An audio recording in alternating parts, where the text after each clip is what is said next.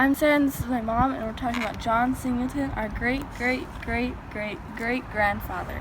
How were we related to John Singleton? John Singleton was married to a woman named Hannah Binns, who was his second plural wife. He married her here in American Fork.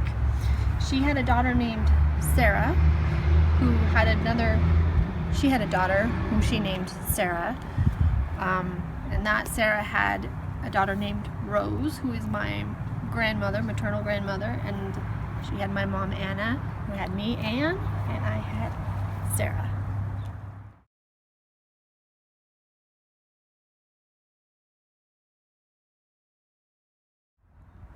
Where was John Singleton born, and what was his life like in England?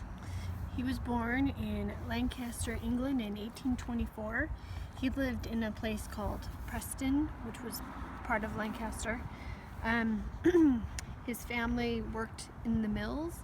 His father was a mechanic, and he followed in his father's footsteps, also becoming a mechanic and working in the mills.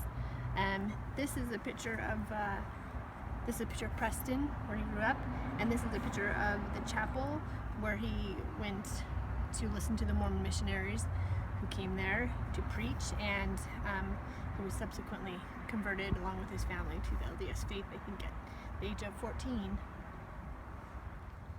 Why did John come to America?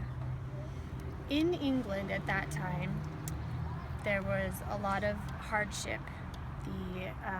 He worked in the mills, and the mills relied on the rivers. And during that time, there was a great storm. The rivers froze, so people were out of work. A lot of people were literally starving. Hundreds of people died. It was just a really, really hard life there in England. And he had converted to the LDS faith when he was in his 14 years old or so. And with the talk of Zion in Utah and how wonderful that must be, he and his family decided to sail to America and then travel to Utah. How far along did it take him to travel to America? It says it took him 11 weeks to sail from England to New Orleans, and then once they got here, they traveled with a pioneering company to Utah. Imagine that would have taken 3 or 4 months to travel across America by wagon. What was life like in American Fork?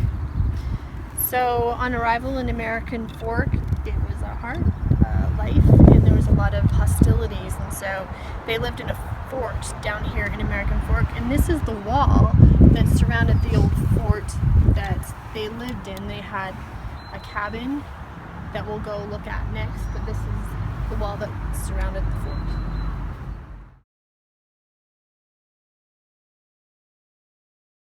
Tell me more about his life in American Fork. So he lived in this fort here in American Fork, and he lived in a cabin similar to this.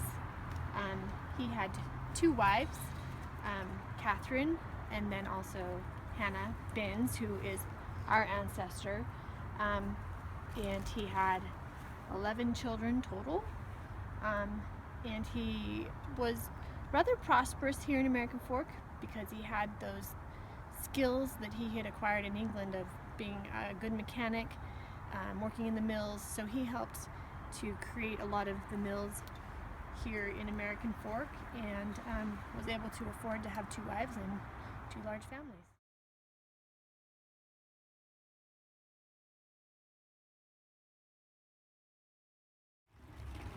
How did John die? Well, it's rather sad. He was only 41 when he died.